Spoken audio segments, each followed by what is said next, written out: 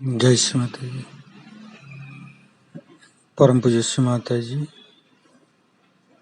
आज हम सारे विश्व का सभी सहजी आपके साथ ध्यान करने के लिए बैठे हैं। कृपा करके ध्यान करने के लिए अनुमति प्रदान कीजिए। परम पूज्य श्री माता जी, कृपा करके आज का ध्यान आप ही करा लीजिए। परम पूज्य श्री माता जी, आपके श्री चरण कमल पर कोटि कोटि नमन, कोटि कोटि नमन। कुंडलनी उठा के बंधन लेंगे।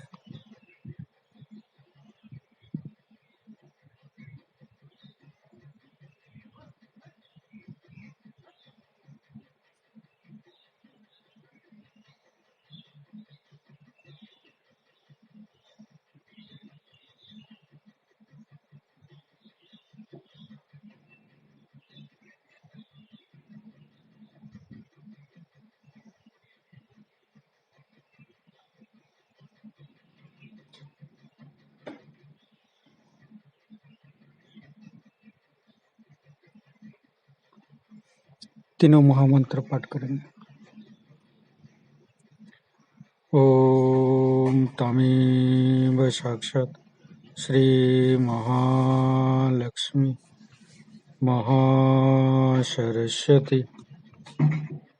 महाकाली त्रिगुणात्मिका कुंडलिनी साक्षात् श्री आदिशक्ति माता जी श्री निर्मला देवी नमो नमः। ओम तमेव साक्षात् श्री कल्की साक्षात् श्री आदिशक्ति माता जी श्री निर्मला देवी नमो नमः।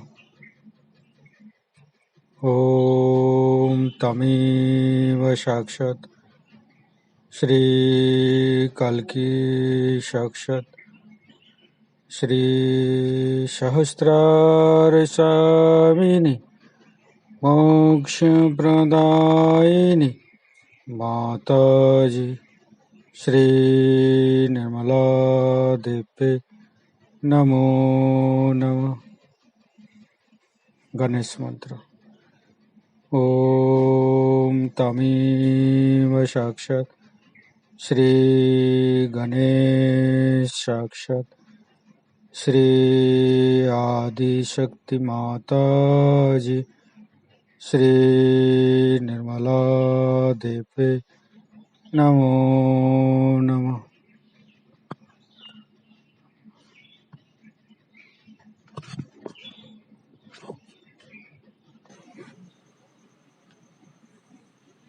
दोनों हाथ श्री माता जी के सामने प्रे करेंगे। परम पूज्य श्री माता जी, कृपा करके हमें ईड़ा और पिंगला दोनों का बीच में संतुलित कर दीजिए। माँ, मुझे वर्तमान में स्थापित कर दीजिए। श्री माता जी, हम अतीत में चला जाते हैं तो भविष्य में चला जाता है। हमारे विचारों को आप मध्य में कर दीजिए, वर्तमान काल में स्थापित कर दीजिए। माँ,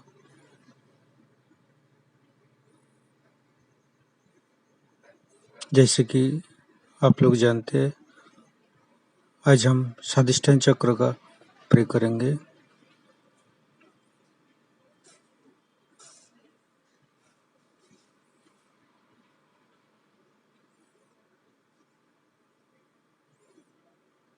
बाएं स्वाधिष्ठान, संपूर्ण चित बाएं स्वाधिष्ठान पर परम पूज्य श्री माता जी, कृपा करके मुझे शुद्ध इच्छा शक्ति प्रदान कीजिए। माँ, परम पूज्य श्री माता जी, कृपा करके मुझे शुद्ध इच्छा शक्ति प्रदान कीजिए। परम पूज्य श्री माता जी, कृपा करके मुझे शुद्ध विद्या दीजिए। मंत्र नहीं लेंगे।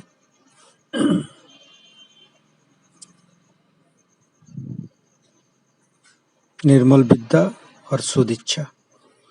ओम तमेव साक्षात् श्री निर्मल विद्या साक्षात् श्री शुद्ध इच्छा साक्षात् श्री आदिशक्ति माता जी श्री निर्मला देव्ये नमो नमः।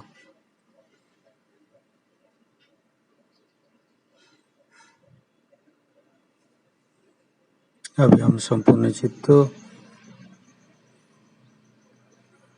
दाएं स्वादिष्ठान पर रखेंगे। परम पूज्य श्री माता जी कृपा करके मुझे शुद्ध कार्य शक्ति प्रदान कीजिए। मुझे हिमालय जैसे शीतलता प्रदान कीजिए। मुझे चंद्रदेव जैसे ठंडक प्रदान कीजिए। हमारे चित्त को शांत कर दीजिए माँ।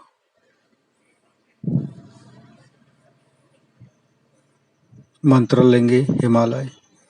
ओम तमेव साक्षात् श्री हिमालय साक्षात् श्री आदिशक्ति माता जी श्री निर्मला देव्ये नमो नमः।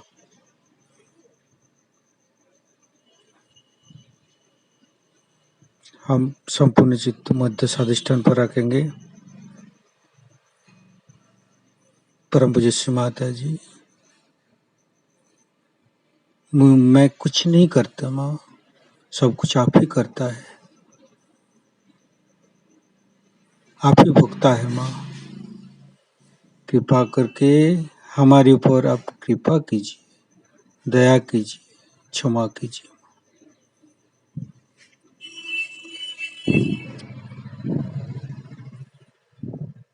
मध्य स्वादिष्ठान से हम सृजनशीलता मिलता है। सृजनशीलता मतलब क्रिएटिविटी।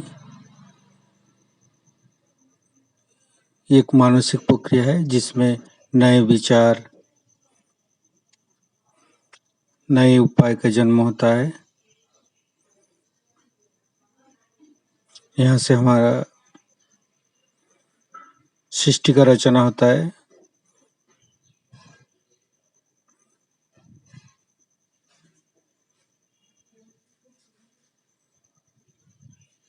तो परम पूज्य श्री माता जी को प्रे करेंगे।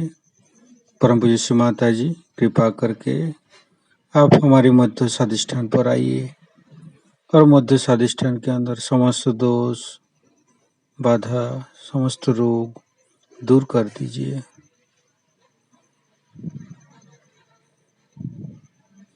संपूर्ण चित्त मध्य स्वादिष्ठान पर रखेंगे।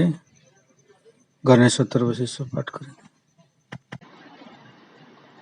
हम गणेश चतुर्दशी पाठ करते हैं। ओम नमस्ते गणपतये तमेव प्रत्यक्षं तत्त्वमसि तमेव केवलं कर्तासि तमेव केवलं धर्तासि तमेव केवलं भर्तासि तमेव सर्वं खल्विदं ब्रह्मासि तं साक्षादात्मसि नित्यं ऋतं वच्मि सत्यं वच्मि आप्तं माम् अववक्तारम् अवश्रोतारम् अवदातारम् अवधातारम् अवानुचानमवशिष्यम् अवपश्चातात् अवपुरस्तात् अवोत्तरातात् अवदक्षिणातात् अवचौधातात् अवधरातात् सर्वतो मां पाहि पाहि समन्त्रत् तं वाङ्मस्तं चिन्मयं तं आनन्दमस्तं ब्रह्ममयं तं सच्चिदानन्दादित्योत्सि तं प्रत्यक्षं ब्रह्मासि तं ज्ञानमयो विज्ञानमयसि सर्वं जगदं तत्तो जायते सर्वं जगदं तत्तो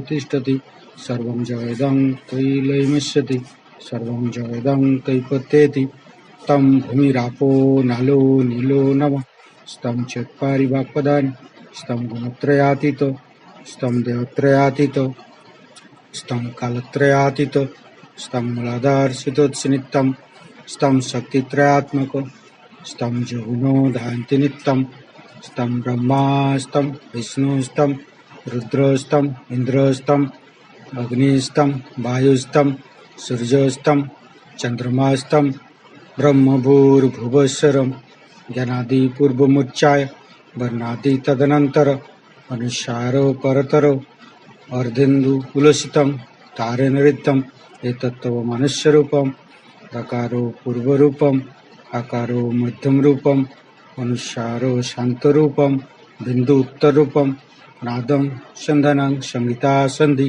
शेषा गणेश विद्या गणकरिषि निश्चित गायत्री छंद गणपतिर्देवता ओम गं गणपतये नमो एकदंताय विद्महे वक्रतुंडाय धीमहि तन्नो दन्ती प्रचोदयात् एकदन्तं चतुर्हस्तं पाशं पुंकुशधारिणं रदं च वरदं हस्ते बिभ्राणं मुषकध्वजं रक्तं लम्बोदरं शूर्पकर्णकं रक्तवाससं रक्तगन्धानुलिप्ताङ्गं रक्तपुष्पे सुपूजितं भक्तानुकम्पिनं देवं जगत्तारणमच्युतम् आविर्भूतं च सृष्ट्यादौ प्रकृते पुरुषात्तरम् एवं दहन्त्यो नित्यं स जोगी जोगिनो वर नमो बृहत्पतये नमो गणपतये नमो पमत्पतये नमस्ते अस्तु लंबोदराय दंताय विघ्ननाशिने शिवसुताय श्री वरदमूर्ते नमो नमः साक्षात् श्री आदिशक्ति माताजी श्री निर्मला देवे नमो नमः।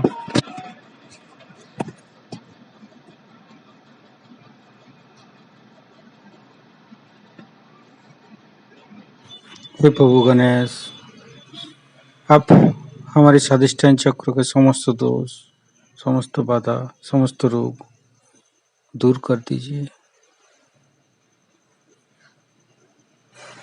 आप सकल समय हमारे अबोधिता पवित्रता को लेके हमारे हर चक्र में आप रहिए।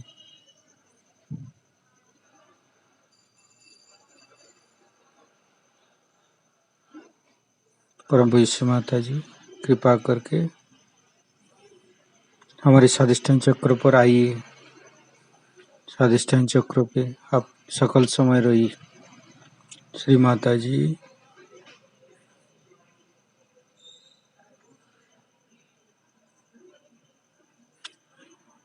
आप स्वादिष्टान चक्र के समस्त दोष आप दूर कर दीजिए। परम पूज्य श्री माता जी का अमृत वाणी ग्रहण करेंगे। फिर उसके बाद बजाय इसके कि सादगी से रहे, सरलता से रहे, अच्छाई से रहे। सिनेमा बनते हैं, लोग देखते हैं उसको कि ये पाप कर्म किया, वो पाप कर्म किया, उसके फलस्वरूप ये हो गया, ये बीमारी हो गई, वो बीमारी हो गई, ये तकलीफ हो गई। रात दिन हम लोग देखते रहते हैं जिसको कि सेल्फ डिस्ट्रॉइंग कहना चाहिए। आज ये तकलीफ हो गई है, आदमी मुझे कोई आके बताते, माँ मेरे पति का ऐसा है, मेरा बच्चा पागल हो गया, मेरी लड़की का ऐसा हो गया, वो, और तुम सब ठीक कर दो, मेरे पति को भी ठीक कर दो, बच्चों को भी ठीक कर दो, मेरी लड़कियों की शादी भी करा दो। अरे भाई, तुम्हारी क्या संपदा परमात्मा के पास है? तुम अगर बैंक में जाके कहो कि हमें 1 लाख रुपया दो, तो आपको 1 कौड़ी भी नहीं देने वाला ना कोई।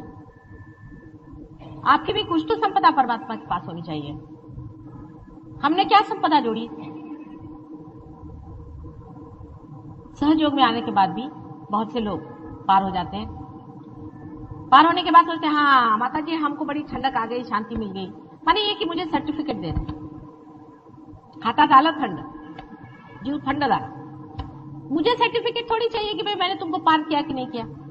मेरे को थोड़ी कोई भगवान को सर्टिफिकेट दिखाने का है। अब आप पार हो गए, अब आप अपनी संपदा जोड़ो। अब आप संपदा जोड़ सकते हैं, उसको जोड़ा कि नहीं ये तो देखना चाहिए। अभी देखिए ये लड़की है, इसकी पूर्व संपदा कुछ भी नहीं, इसके माँ की भी नहीं, बाप की नहीं। माँ ने ब्लैक मैजिक किया और बाप ने न जाने कितने धंधे किए, 50 लड़कियों के पीछे भागता रहा, कितनों की जिंदगियां खराब कर। ससुर एक नमूना, तो वो दूसरे नमूने।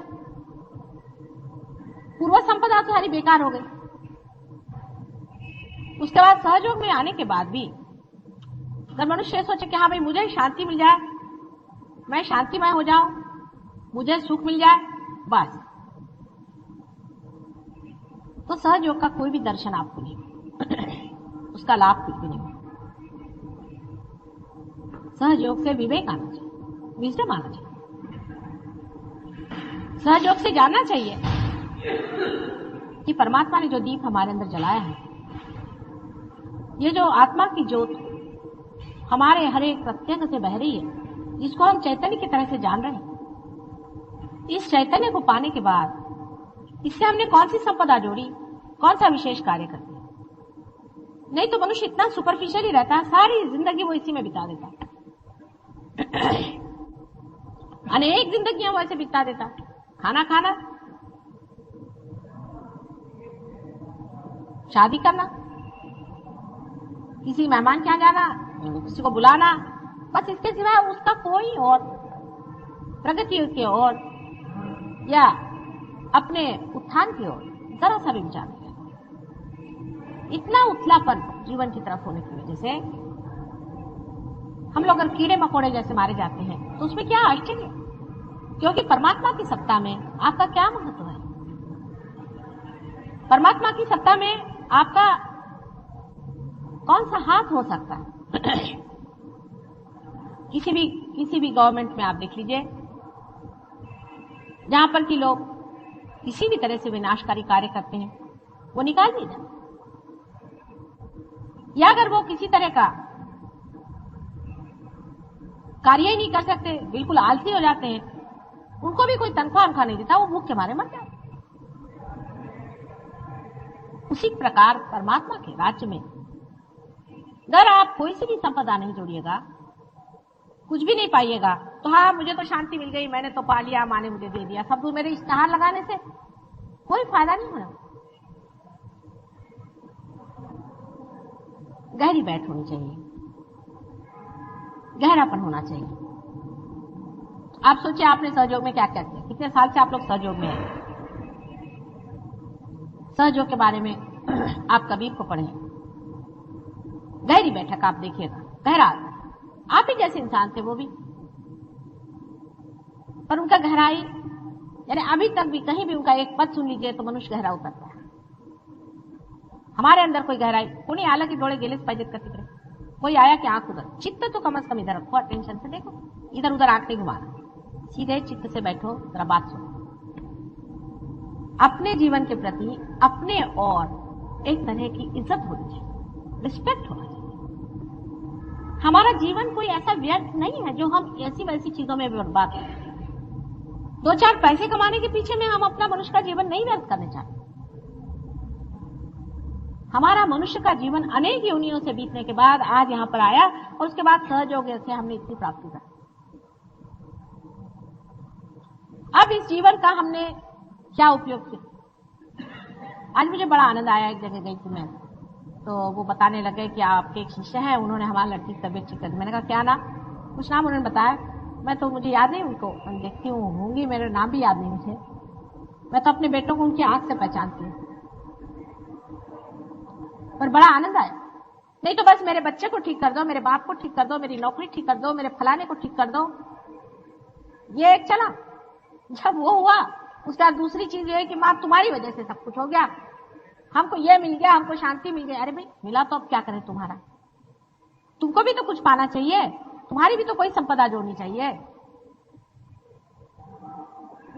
तो अपना अर्थ पहले समझो। देखिए आज इस लड़की को देखने से आपको पता चले इसके अंदर भूत बाधा है। जब भी मेरे सामने आती वो भूत यूं यूं यूं यूं करता है ना, आपने देखा है।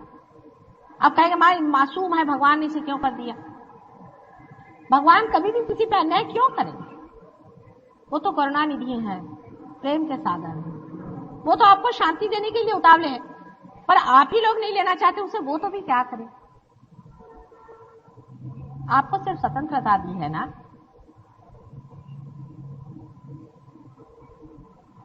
इस स्वतंत्रता का उपयोग आप लोग अगर अपने उत्थान के लिए, अपनी संपदा जोड़ने के लिए करें तो सहयोग में अनंत उसकी राशियां की राशियां पड़ी, मुफ्त में हजारों लाखों करोड़ों ऐसे आशीर्वाद पड़े हुए हैं जिसको लेते, उस आशीर्वाद को लेने के लिए, उस परम आनंद को पाने के लिए अपने में गहराई उतारना चाहिए। जैसे अगर आपके अंदर प्याला ही नहीं हो तो क्या पत्थर पे पानी डालें? मनुष्य को, जिसको अपने प्रति कोई भी श्रद्धा नहीं है और कोई सा भी रिस्पेक्ट नहीं है, जो अपनी जिंदगी का क्षण क्षण व्यर्थ फेंक रहा है, उसके अंदर क्या परमात्मा का राज्य उतरेगा और उतर के भी उसका क्या फायदा होगा।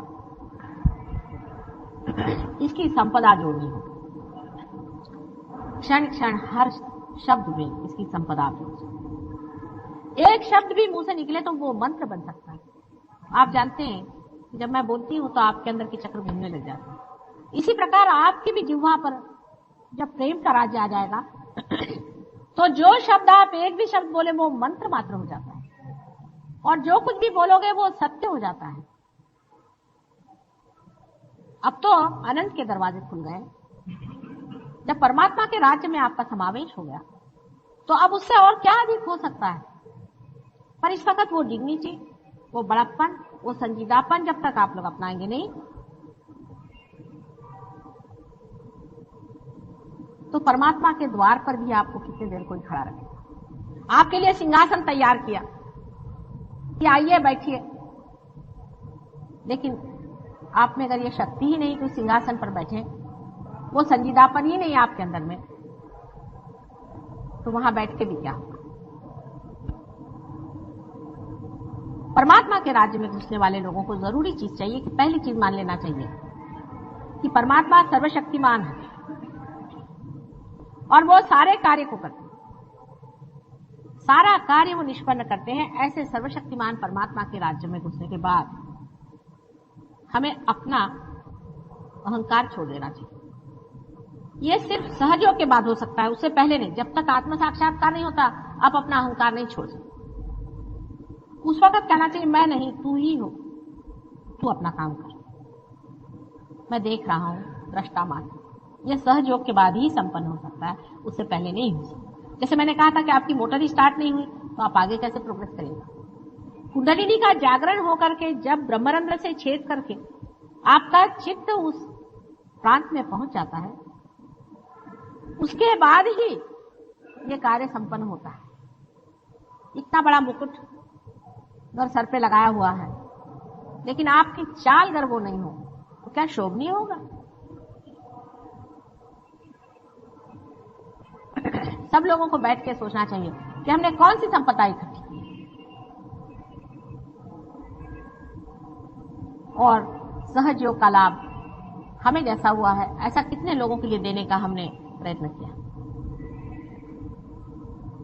खुद ही सहयोग का फायदा उठा करके बैठ जाना कोई बड़ी विशेषता नहीं। यह कोई अपनी निजी प्रॉपर्टी नहीं है, ये जागतिक ही नहीं, पूरी यूनिवर्सल प्रॉपर्टी है। इसको सबको देना चाहिए, सबको बांटना चाहिए, और सबको यह आनंद और शांति मिलनी चाहिए, और सबको आत्मा का प्रकाश मिलना चाहिए। आप जानते हैं कि बंबई शहर में हजारों लोग ऐसे हैं जिनको यह भी नहीं मालूम कि उनके अंदर आत्मा जागरूक है, कुछ भी नहीं जानते। हालांकि आप बहुत कुछ जान गए हैं आत्मा के बारे में, आप आत्मा को पहचान गए हैं, उसके प्रकाश को आप पहचान गए हैं, आपके अंदर वो प्रकाश जागरूक हो गया। इस जन्म में जो भी कुछ मिला है वो किसी भी जन्म में पहले नहीं मिला था। अहो भाग्य। अब इस पर इतनी बड़ी संपदा मिलने के बाद हमने कौन सी अपनी संपदाएं जोड़ी हैं, इसका हिसाब जोड़ना चाहिए। जैसे इसका हिसाब जोड़ना शुरू हो जाएगा, आनंद की लहरियां उठनी शुरू हो जाएगी। जो आज तक आपका आनंद इकट्ठा करने का तरीका था, उसके बराबर उल्टा अब तरीका बनता है। जैसे पहले यह होता था कि कोई चीज बाजार से जाके आपने खरीद ली तो बड़ा आनंद होता था। अब अगर आप किसी को कोई चीज दे देंगे तो आपको आनंद। पहले अगर ये कहने में बड़ा आनंद होता था कि ये मेरा भाई है, ये मेरी बहन है, ये मेरा फलाना है, इसका ठीक करना है, उसका ठीक करना है, मेरे बच्चे हैं, मेरे बाप हैं। अब दूसरों को अपनाने में आनंद होगा। ये जो दायरे और सीमित प्रवृत्तियां हैं, ये जब टूटेंगी तब आनंद होगा। पहले जो झूठ बोल करके या किसी को दुखदाई बात कह करके आप सोचते थे कि आप आनंद पा लेंगे। अब किसी से एक भी प्रेम की बात करने से अनंत आनंद आए। हमें तो प्रेम से बात करना आता ही नहीं। मैं मनुष्य को देखती हूं कि इनको तो किसी से प्रेम से बात करना आता ही नहीं। जो भी होता है इतना कृत्रिम और इतना बंधा हुआ, अनैसर्गिक बिल्कुल, उसमें कोई भी स्पॉन्टेनिटी नहीं, उसके अंदर कोई खिंचाव नहीं, वार्मथ नहीं। ऊपरी जबान से हम लोग दूसरों से बात करते हैं, लेकिन सहयोग के बाद नितांत प्रेम से हम बात कर सकते हैं। एक भी शब्द कह देना और उसका कोई बुरा भी नहीं मानता। अभी आपने देखा इस लड़की को मैंने कहा इस तरह से, हालांकि मैंने उनको एक तरह से डांटा ही था, लेकिन वो समझ गई।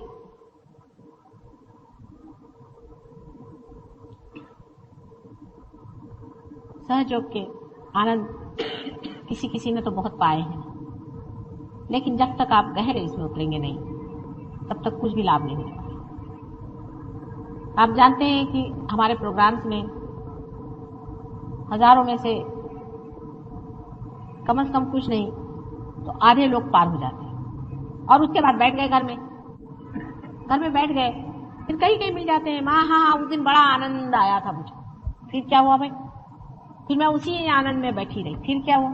फिर एक गुरुजी आए थे, उसको मैंने पैर छुए, उस दिन से मेरा आनंद आया। तो तुम गई क्यों उस गुरु के पास? अरे तुमको किसी के पास जाना ही था तो किसी मांगने वाले के पास जाते, जिसको जरूरत है उसके पास जाते, उससे कहते। तुम ऐसे आदमी के पास गई क्यों? उसकी वजह ये कि आपकी दृष्टि अभी पूरी खुली नहीं, आपने वाइब्रेशंस पहचाने नहीं, आप ऐसे आदमी के पास पहुंच भी नहीं सकते। मैंने बच्चों को देखा जो रियलाइज सोल्स होते हैं, वो अगर ऐसा कोई आदमी देखते हैं घर में आते हुए तो दूसरे दरवाजे से भाग जाएंगे या रोना शुरू कर देंगे। छोटे बच्चे होंगे, ये कैसा आदमी आ गया, कुत्ते होंगे भौंकने लग जाएंगे। ऐसे आदमी का कोई फोटो देख लेंगे तो उस पर भौंकना शुरू कर देंगे। और अगर आप सहयोग से भी नहीं पहचान पाते कि कौन सा आदमी क्या है, ये क्या कर रहा है, ये किस तरह से हमें बता रहा है, इसमें कोई अर्थ है या नहीं है, फिर वो सहयोगी भी क्यों ना हो, कोई भी क्यों ना हो, अगर आप इसको नहीं पहचान पाते तो अभी तक आपने अपने वाइब्रेशन की पहचान नहीं। तो वाइब्रेशंस में गहरा उतरना पड़ेगा, हर एक चीज में गहराई आनी पड़ेगी। गहराई क्यों नहीं आती? हर बार यही प्रश्न होता, क्यों नहीं? क्योंकि आप अपने प्रति इतनी इज्जत है, आप अपने को जानते नहीं कि आप क्या। मनुष्य अपने को जानता नहीं कि वो क्या।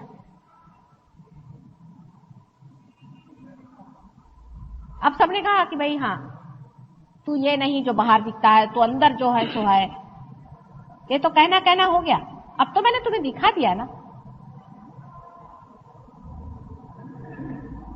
अगर मनुष्य पार होने के बाद भी अपनी पहचान पूरी नहीं कर लेगा तो फिर कब करेगा? अपने प्रति पूर्णतः श्रद्धामय होना। माता जी के दर्शन के लिए सब लोग उत्सुक हैं, लेकिन अपने दर्शन के लिए पहले होइए, पहले अपने दर्शन करिए, अपने को हार पहनाइए, अपनी आरती उतारिए, अपने को देखिए। लेकिन अपना तो खोया हुआ, अपना तो छिपा हुआ है। अपने का जागरण पूरा जब होगा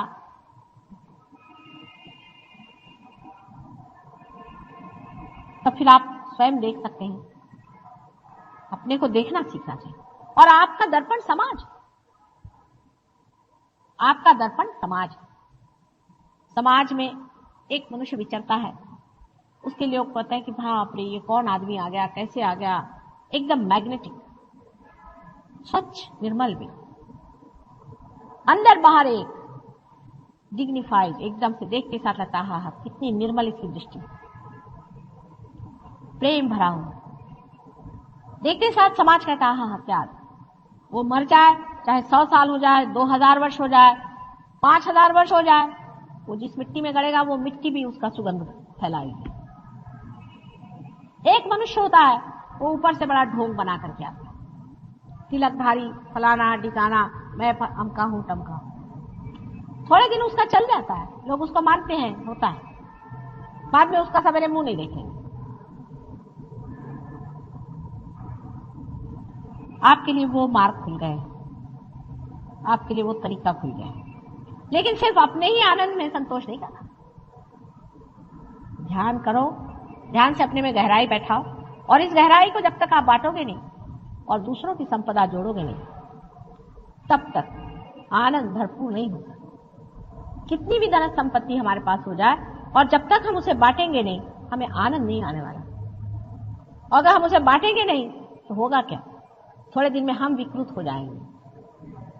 आपने देखा है, जो कंजूस होते हैं उनके रुपए दूसरे तरीके से निकल जाते हैं।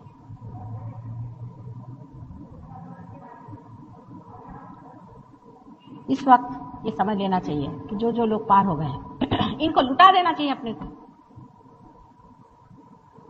अपने में गहराई ला करके, समुद्र जिस तरह से आकाश में मेघों के आवरण भेज देता है, इसी प्रकार आपको करना चाहिए। यह तो नहीं कि समुद्र गहरा है तो सारा पानी अपने ही ऊपर खींच लेता है, इसलिए वो गहरा है कि उसके अंदर से अनेक मेघ निकल करके चले जाए और इस संसार में फैल जाए, तो भी उसके अंदर की संपदा नहीं खत्म, और फिर खींच कर वही पानी वापस उसी में चला।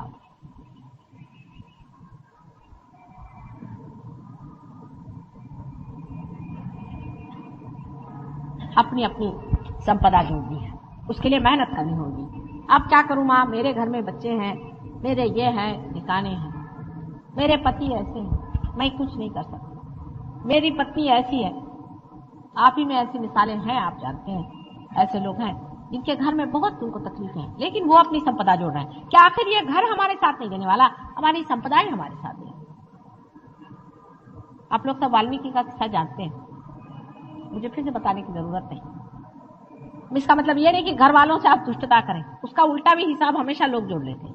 इसका मतलब वो नहीं, तो फिर जो भी बात कहते हैं उसका बराबर आप उल्टा हिसाब मत ले लीजिए। मेरा मतलब है कि घर वालों को तो बहुत प्यार करना ही चाहिए, लेकिन अनड्यूली जो होता है कि बैठे मेरा बच्चा, ये करने की कोई जरूरत नहीं आपको। ठीक है, उनका खाना पीना, उनको प्यार देना, व्यवस्थित सब कुछ जिस तरह से करते हैं वैसे। मैं तो यहां तक करूंगी कि जितना आप अपने बच्चों को प्यार करते हैं उतना कम से कम दूसरों को करें। बहुत कठिन बात लगती है आपको,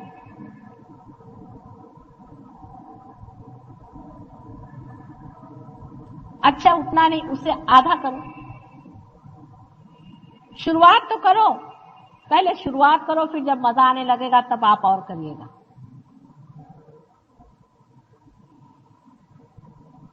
प्रेम का आनंद जो है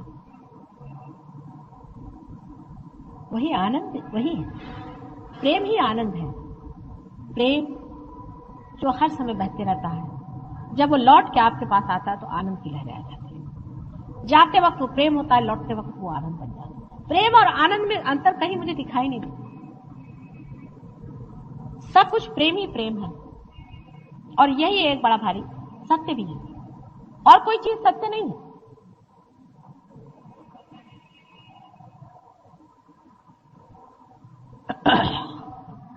अब सहयोग में आप लोगों में से कुछ लोग तो वहां पहुंच गए, कुछ लोग अभी वहां पहुंच गए, कुछ लोग पाताल में जाने की व्यवस्था भी करते हैं। इसमें सिर्फ मैं इतना कहूंगी कि उन लोगों को देखिए जो ऊंचे चले गए, किस तरह से गए। सिर्फ डेडिकेशन टू योर सेल्फ हो जाए तो सब काम हो जाए। डेडिकेशन को योर सेल्फ आते ही साथ में आप समझ लेंगे कि आपका सेल्फ इसी में खुश होता है कि जब आप सामूहिक हो जाते हैं।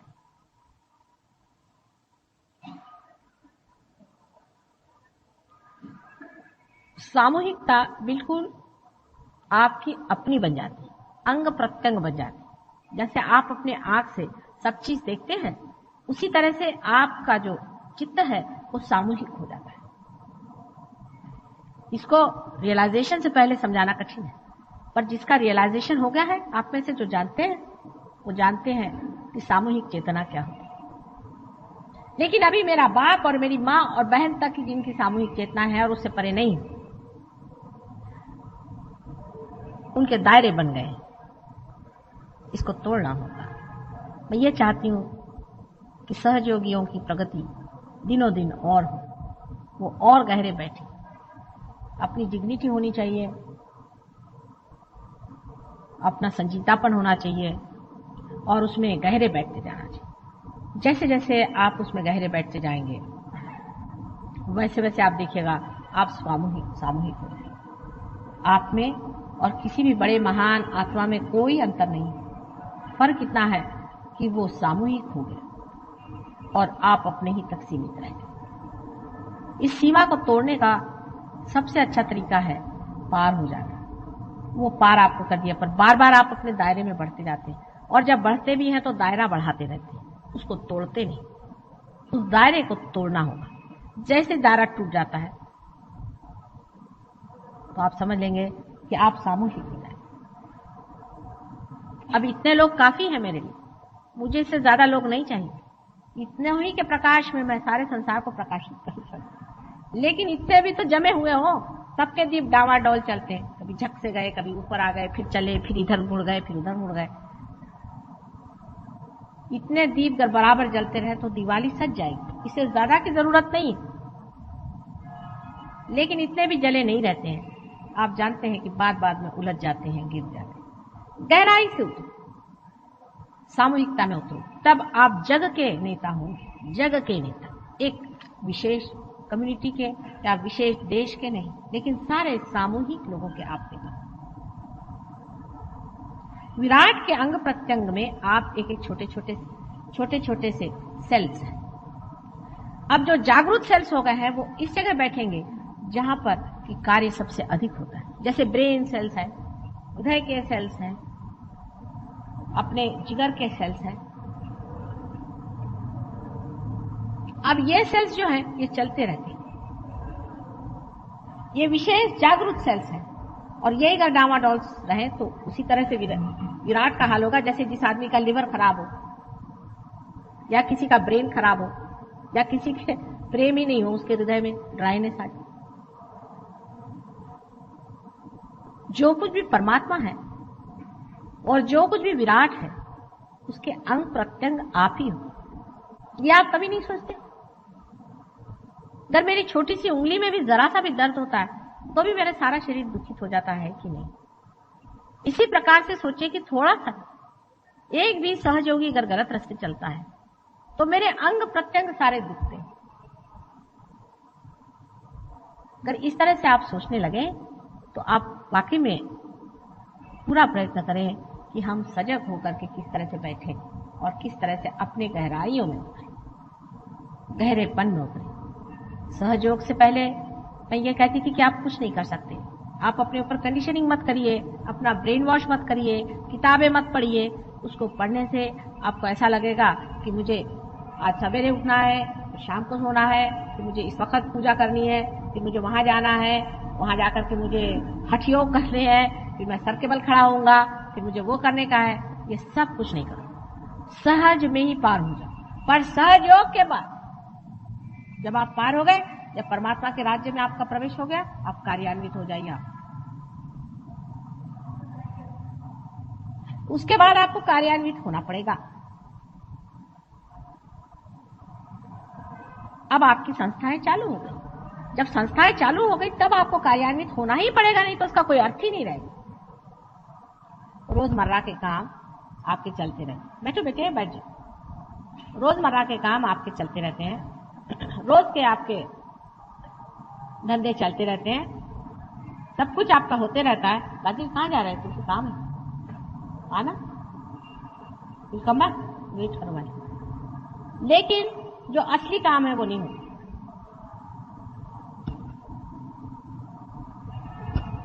कल मैं कावल जी जहांगीर में बोलने वाली हूँ। वहां जितने आप लोगों को ला सकते हैं, अपने रिश्तेदार, अपने घर वाले, वहीं से शुरू करिए। जितने लोगों को ला सकते हैं कल जरूर लाइए। और कल मैं सहयोग पे विशेष तरह से बताऊंगी कितनी प्रचंड शक्ति हमारे अंदर परमात्मा ने दी हुई है और उसका उपयोग किस तरह से करना चाहिए। जितने भी लोग आपको मिलता है, आप कहना एक बार माँ के पास आके चलो, देखो, चलना होगा। जितने भी लोग हैं, कहना नहीं, वहां आना ही होगा आपको।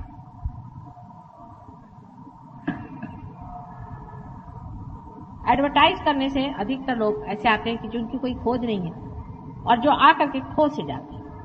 लेकिन अगर आप अपने रिलेशंस खुलाएं या अपने पहचान वाले लोगों को जलाएं तो एक एक आदमी के अगर 25 आदमी, उनमें से अगर 10 खो भी गए तो भी 10 की वो खबर रख सकते। लेकिन एडवर्टाइज करने में इधर से कुछ खुर्दा आया, उधर से कुछ खुर्दा आया, उधर से कुछ खुर्दा आया, और उसके बाद में सब पार हो गए, हाँ हम ठंडे हो गए, उसके बाद चले गए और सब खुर्दे खो गए। मेरी तो मेहनत ऐसी व्यर्थ जाती। इसलिए आप लोग एक एक जो बीच में एक एक पॉइंट है या पिवटल पॉइंट है, वो अगर अपने साथ 25-25 आदमी भी ले आए, जैसे आप इनविटेशन देते हैं शादी ब्याह का, ऐसे सहजों का इनविटेशन दीजिए।